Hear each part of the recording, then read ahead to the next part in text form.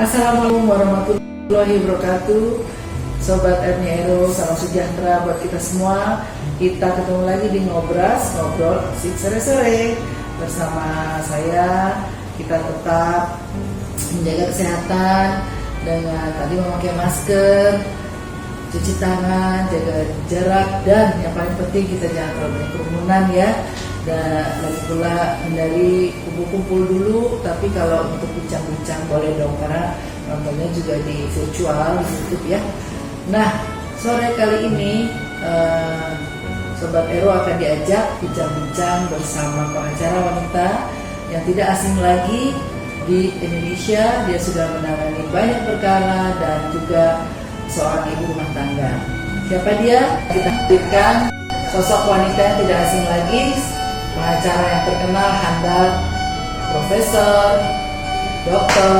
Haji Azhar Sharif SH.MH, yang banyak titelnya tentu banyak ilmunya.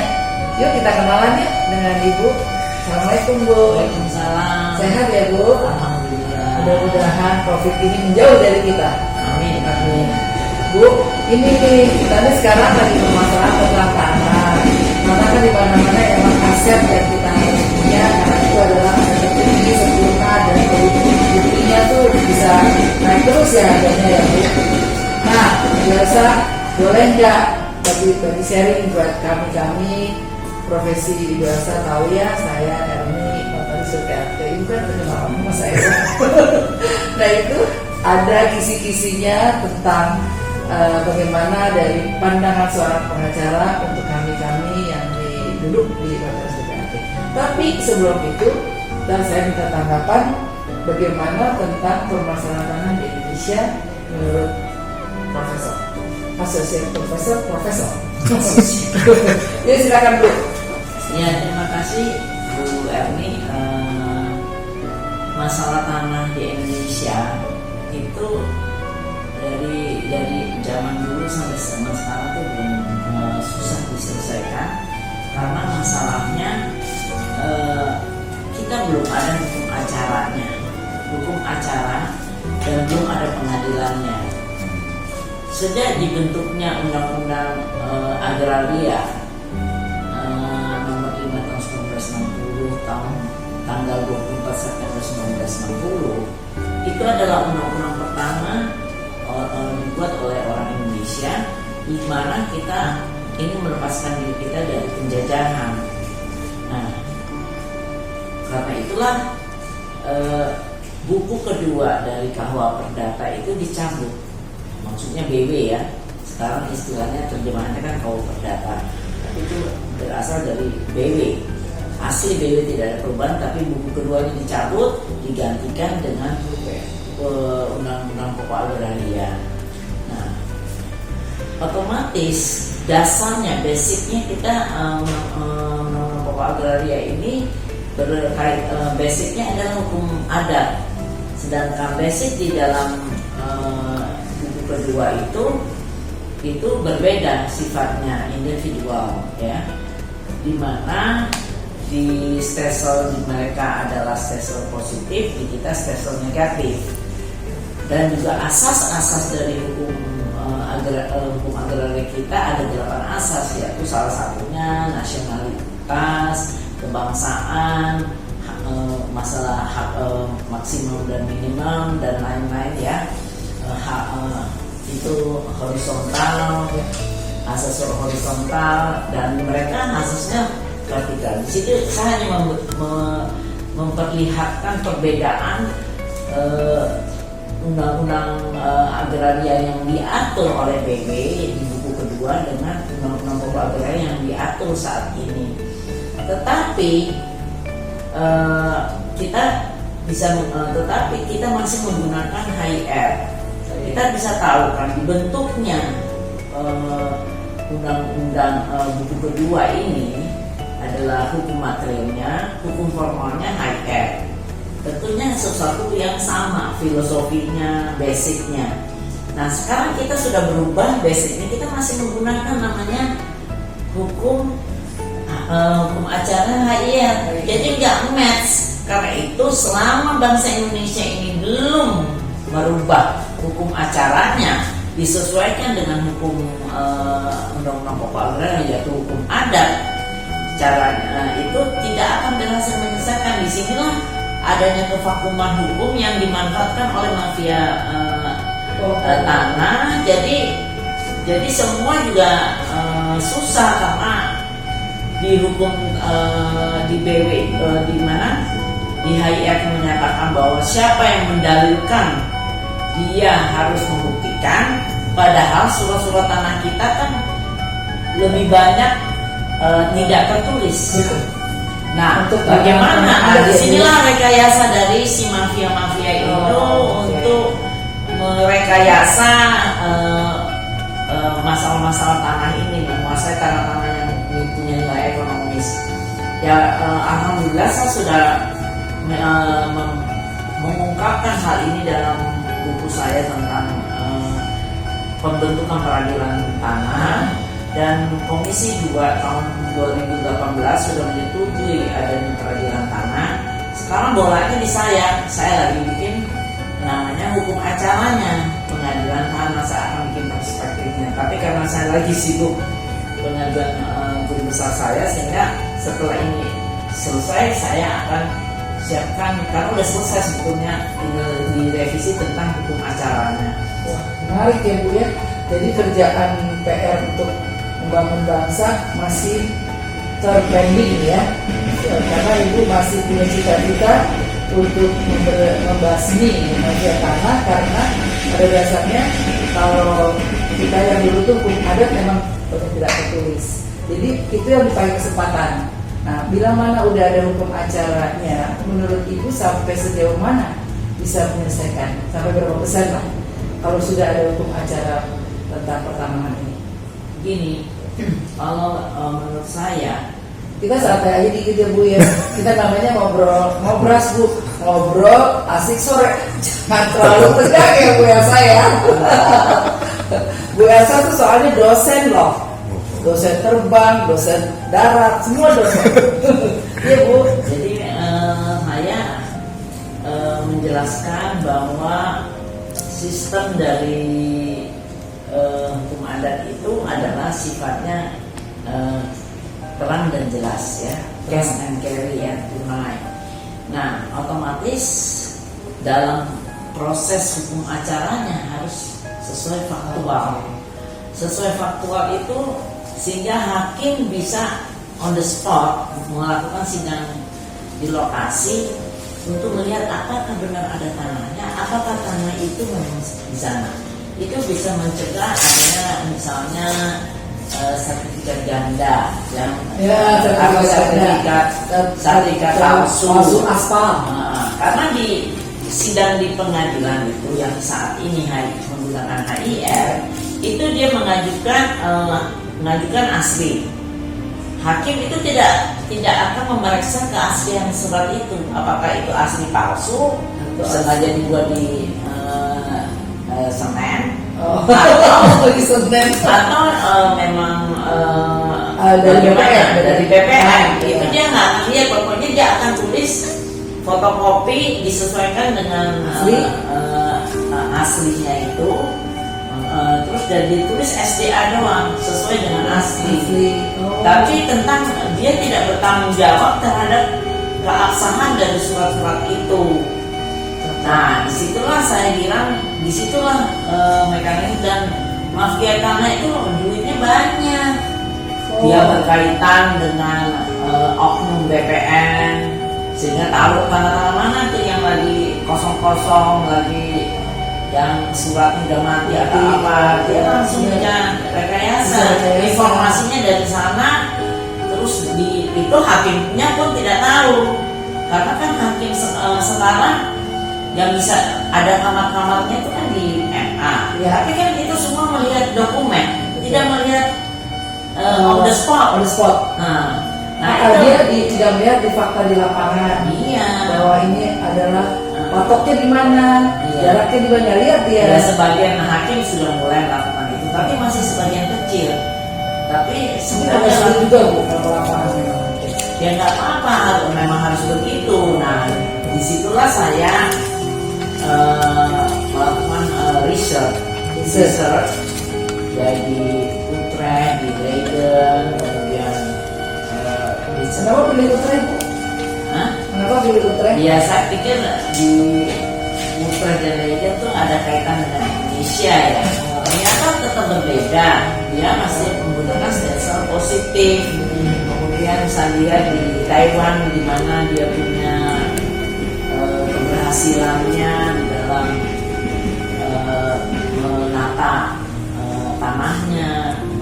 Nah, mereka tuh tidak ada sengketa tanah kalau stem cell-nya positif. Kalau kita stem cell-nya negatif, ya, dan satu lagi di Afrika Selatan, South of Africa. Kalau di South of Africa, persidangan tanah itu berkaitan pengembalian tanah orang kulit hitam dari perebutan atau orang kolonial tidak ada. Tapi proses hukumnya, persidangannya oke. Terus kemudian di New South Wales itu juga sengketa tapi lebih ruwet, lebih rumit, ada 7 kelas.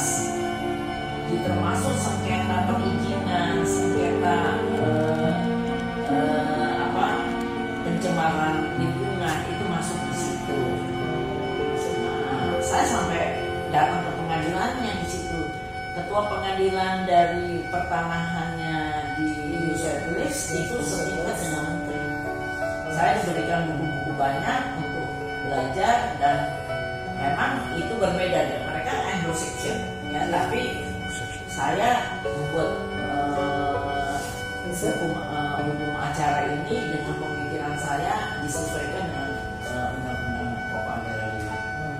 Menarik ya, Bu, tentang karena Ibu akan gebrakan juga sampai sudah riset. Insya Allah Bu terkabul untuk kita ya, bangsa Indonesia punya kesatuan sikap dan kepastian hukum tentunya Bu ya di tanah. Nah, ini Bu ada permintaan dari teman-teman saya, pejabat pembuat akte tanah. Teman-teman mau tahu kan apa komentar dari seorang pengacara tentang PPAT, pejabat pembuat akte tanah? Kenapa kita juga sering dipanggil dan kenapa kita melakukan kesalahan? Coba kita dengar ya sama lawyer. Jadi kita nggak bicara di kandang sendiri. Ada pengacara yang suka menilai pekerjaan PPAT untuk kebaikan. Gimana kita dengerin? Mau Bu? Ya, masalahnya banyak oknum. Gak apa-apa aku ngomongin PPAT. Banyak oknum PPAT itu terlibat dalam mafia tanah. Ya, dia tahu perencanaan menipu seseorang dan dia membuat itu. Terus kemudian Figur ya Bu? Sering bikin figur ya? Iya. Dan itu kliennya juga banyak yang kena. Kemudian yang repotnya lagi langsung dia jaminkan ke bank. Jadi klien saya sampai setengah mati, bukan 1-2 ya ini kejadiannya. Dan orang-orangnya Boleh tahu PPAT-nya DKI atau luar DKI? banyak, DKI juga banyak di luar. Tuh teman-teman dengerin. Sehingga kita prihatin soal itu. Biasanya orang-orang yang udah mau pensiun duluan dilakukan demikian. Jadi itu banyak tuh. dia mereka akhirnya nangis-nangisnya ke saya bilang kok ada tidak aja. Kalau PPAT lagi mungkin saya pikir banyak. Nah, itu PPAT-nya oknumnya itu perempuan juga saya bilang tega banget gitu. Gimana nanti nuraninya gitu.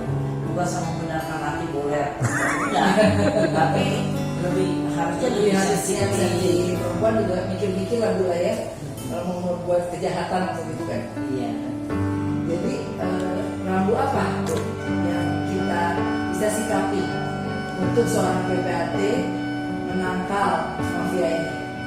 Ya sebetulnya keimanan aja, karena rata-rata mereka menggiurkan pembagian uangnya. Kalau kita kan PPAT udah resmi ya, berapa persen dapat biaya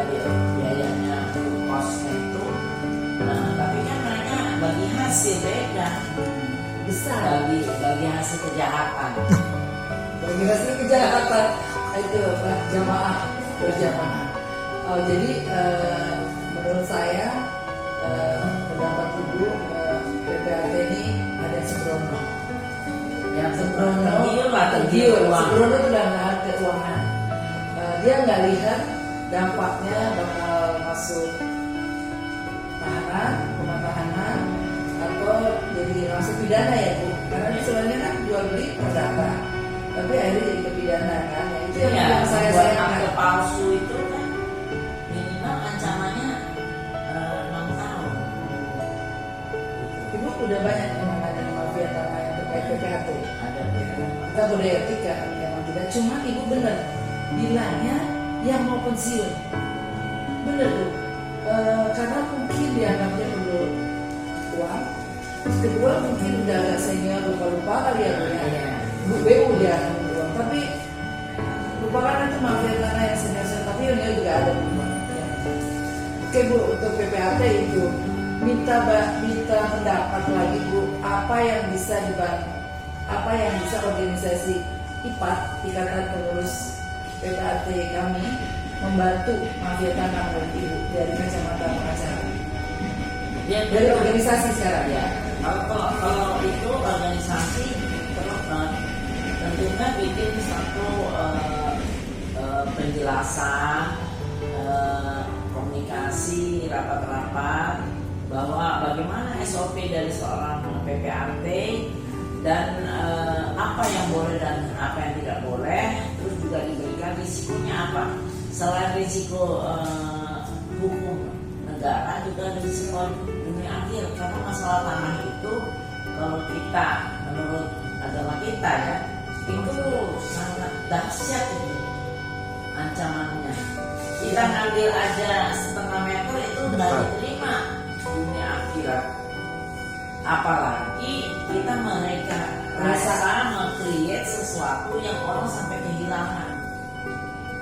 Jadi dahsyat itu. Itu Jadi harus kita selalu mengingatkan rekan-rekannya PPAT itu. Itu rekan saya ya Bu. Ini masih ada waktu, satu pertanyaan lagi. Ya, satu pertanyaan lagi. Nah, tadi kan dari segi PPAT. Nah, sekarang dari segi pengacara. Ibu kan seorang kalau bicara, kalau kita Bu notaris PPAT itu netral katanya Bu ya, kita nggak boleh berpihak kepada pembeli sama pada penjual. Jadi kita fair. Tapi kalau pengacara membantu banyak bayar. Enggak, betul aja yang bayar. Jadi kita harus yakinkan diri ini sesuaikan dengan pasal-pasal bahwa ini baik atau tidak bisa mengenai dengan sasaran. Nah, sekarang dari segi pengacara, apakah dengan bayaran yang tinggi, lu masih mau menangani mafia tanah? Saya nggak pernah berhubungan dengan mafia tanah sampai begini. Alhamdulillah, saya selalu membantu yang korban. Jadi mafia tanah itu nggak bisa berhubungan dengan saya. Perannya seorang lawyer belum masuk di sana. Justru perannya adalah oknum BPN, notarial itu. Nah, pihaknya mungkin ada juga grupnya, misalnya dapat tanah pas sudah ada permasalahan hukumnya, mungkin lawyer-lawyer mafia itu untuk pengosongan, mengeluarkan orang dari mana. Kita rata-rata lawyer-lawyer di situ kan lawyer yang mungkin berkaitan dengan debt collector, lawyer yang keras. Kalau lawyer yang pada umumnya sih enggak ada juga. Malah dia takut kan ya Bu ya? Enggak tahu juga. Takut juga ada Karena yang mafia itu akan minta lawyer itu melakukan dengan segala upaya kekerasannya untuk mengeluarkan orang dari tanah itu atau dari itu. iya, tapi peran di dalam merekayasa itu perannya gimana? Jadi pasti mafia nggak mau karena nggak ada peran mengambil duit modal mobil. Karena dia jadi kalau PPAT jelas perannya karena dia akte yang berubah komunikasinya. alih. Iya. Bahkan PPAT bisa jadi juga sebagai perizinan. berjanjikan. Nah, terkait dari kita udah tahu Ibu cita-cita dan harapan ke depan pertanahan di Indonesia, harapan Ibu saat ini dengan keadaan kita di 2024 dan ataupun Menteri ATR BPN telah mengadakan reformasi agraria yang masih pembagian sertifikat itu banyak tuh di negara-negara di daerah-daerah tertinggal. Nah, harapan Ibu ke depan terhadap pertanahan kita bagaimana? Yes, masalah-masalah tanah itu memang perlu pendaftaran. Kita kan mungkin belum sampai 50% untuk pendaftaran tanah itu sehingga terbit sertifikat banyak kan yang corona itu. Dan kebetulan Menteri Agraria itu Pak Sofyan Jalil itu pernah jadi dosen saya waktu S2 tahun 2003 ya. Nah, jadi waktu beliau mengeluarkan sertifikat, saya bilang kalau kita memegang sertifikat menggunakan sertifikat, saya kurang setuju itu. Tapi saya bilang menggunakan digital itu memang suatu kemajuan, tetapi bukan untuk orang awam, bukan untuk pemilik. Pemilik tetap minta hard copy. Ya, karena itu nanti tapi itu pendaftaran untuk BPN-nya sendiri, sehingga kalau misalnya kita mencari sesuatu keterangan terhadap sertifikat dengan sertifikat ini kan gampang dilacak ya, dengan digital lebih cepat. Sama iktp ya Bu ya? Iya, itu lebih cepat. Nah, tapi kan yang dimaksud dengan iktp dan juga pembuktian di pengadilan itu tetap menggunakan hard copy, nggak bisa hard copy, nggak bisa sertifikat. Jadi waktu itu sempat saya dialog dengan beliau bilang ini bertahan 2 haji gitu. Ya tapi para pejabat atau karyawan di BPN itu harus bisa juga menggunakan digital itu dan harus double cover. Kalau sampai namanya teknologi itu kadang-kadang kalau ada apa-apa bisa hilang serentak, kita kalau nggak punya double cover hard copy-nya, buku warnanya itu setengah mati, tetap kita gunakan. Terus BPN bilang apa tuh? Setuju. Jadi EK sertifikat ketiga tapi hard copy tetap masih dibutuhkan dalam pembuktian ya Bu. Ya, dalam sesuatu hal terhadap masalah teknologi kadang-kadang kan suka ada kecelakaan lah ya.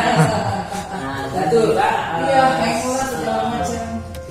Pihak si owner dari sertifikat tetap diberikan pengamanan juga ininya punya harus ada hard copy. Mungkin di dalam sertifikat itu diberikan barcode. Nah ini baru sekarang punya pikiran, waktu itu saya belum punya pikiran itu. Ini masih barcode. Sehingga kalau sampai ada orang mau memasukkan sertifikat itu belum ada pengalihan barcode dan juga ada, jadi itu barcode akan menjelaskan siapa pemiliknya, mungkin fotonya, ininya, sehingga nggak bisa ditipu. Jadi nanti notaris kalau yang kurang ajar itu, PPAT yang kurang ajar itu bilang saya nggak tahu yang muncul namanya tulisan Erni, tapi yang muncul orang lain nggak bisa karena di dalam barcode ada fotonya. Iya, itu mungkin saya tambahkan dan itu baru saya pikirkan detik ini juga. Alhamdulillah ya. Jadi saya pikir apalagi pengamanannya bukan sekedar sertifikat aja, sertifikat mungkin diberikan barcode sehingga bisa ketahuan bahwa belum bisa terjadi jual beli kalau bukan orang pemiliknya. Jadi cukup menarik ya, sahabat Nero, untuk perbincangan yang sangat informasi sekali dan mudah-mudahan bisa menjadi pelajaran buat kita terutama PPAT dan juga masukan buat pertambangan. Oke, Ibu ada yang disampaikan lagi selain tadi udah cukup banyak, apa yang mau menambahkan dari mana nanti kita belajarnya, dari negara mana yang mungkin kita mencari luar negeri sebentar, mana yang Ibu pertimbangkan sebagai tolak ukur risetnya? Ya, saya sudah cek university di Malaysia, Singapura, Jepang itu tentang tanah. Mereka tuh nggak ada masalah loh. Iya. Indonesia aja saya sampai malu waktu saya di Belanda kan, waktu ngobrol-ngobrol di perpustakaan itu lama ya, tahun 2006. Saya waktu bicara dari Indonesia, bicara masalah tanah itu, pas mereka bilang, wow, saya nggak mau investasi di Indonesia, urusan tanahnya pas buat sampai gue malu banget. Terus jadi ini Indonesia sudah terkenal, mereka mau investasi karena masalah tanah. Dan juga saya punya ide juga tentang pemikiran bagaimana one stop service. Ini kan misalnya semua punya hak nih, kehutanan, pertambangan, pertanian dan lain-lain itu tentang tanah-tanah. Jadi orang tuh mau investasi misalnya di pertambangan, untuk ngurusin investasi pertambangannya udah izinnya seabrek-abrek, duitnya miliaran, udah keluar nih semua nih, udah izin apa. Begitu lihat lokasi tanahnya milik orang lain. Jadi saya bilang, jadi kan kayak orang Indonesia ini menipu, bukan Indonesia, pemerintah kita. Jadi harusnya itu diajukan, saya mau lokasi tanah itu harus dilihat dulu lokasi tanah itu lagi free atau enggak, apa kepemilikannya negara atau kepemilikan negara tapi lagi dikuasai fisiknya oleh penduduk. Itu kan harus diinformasikan sehingga dia bikin peran ini bagaimana. Satu dia ngurusin perizinan itu, tata kelolanya. Jadi kalau sifatnya satu-satu, orang udah keluarin 20M, 30M, contohnya ngeliat ke lokasi emangnya bikin usahanya di awang-awang, kan mesti di tanah. Jadi dari awal Ibu udah bilang bahwa memang persoalan tanah ini belum beres kalau belum ada spesifik pengadilan tentang tanah. Iya, dan dulu saya juga mengusulkan kan jangan dulu on off tuh, di bawah Menteri Dalam Negeri itu BPN, udah tuh kemudian jadi menteri, udah tuh nggak jadi menteri, BPN aja. Nah saya waktu bikin disertasi saya mengusulkan supaya BPN tuh jadi menteri, malah untuk terhadap investasi saya mengusulkan BPN itu menjadi menteri itu Menko. So, dalam investasi supaya bisa koordinasi terhadap investasi ini, dan dia yang mengecek tanah itu free atau enggak, atau itu memang tanah negara atau itu tanah masyarakat, sehingga kan harus dinegosiasikan dulu supaya orang ini jangan ketipu. Kalau enggak ya dia harus pilih tanah yang lain. Jadi kan jadi orang tuh lebih enak ya kalau nggak merasa tertipu. Ya, jadi kita mengundang investor juga enak ya Bu ya. Iya, jadi undang-undang tapi nggak jelas, izinnya susah-susah banget. Semua pakai duit undertaker. Nah, waktu juga yang cukup sudah minta waktu Ibu Elsa, tapi sobat-sobat saya jangan khawatir, nanti di next episode kita bicarakan sengketa antar Pemda Perseroan ini untuk notaris, dan Ibu Elsa akan mengulasnya untuk sobat TNI. Jadi untuk perbincangan kali ini tentang PPAT Tapi next episode saya udah nembak aja tentang Lestari. Mau kan Bu? Terima kasih Bu Elsa Sarif yang terhormat, yang saya sayangi sudah lama. Udah lama nggak jumpa ya, baru dijumpa lagi pas COVID. Ibu, terima kasih banyak. Salam sehat. Silakan Bu. Salam sehat. Sehat semuanya. Wassalamualaikum warahmatullahi wabarakatuh. Tutup. Waalaikumsalam warahmatullahi wabarakatuh. Sobat HDRO, sekian dan terima kasih. Semoga kita bermanfaat untuk dua wanita ini, yang satu pengacara, yang satu PPAT. Wassalamualaikum warahmatullahi wabarakatuh.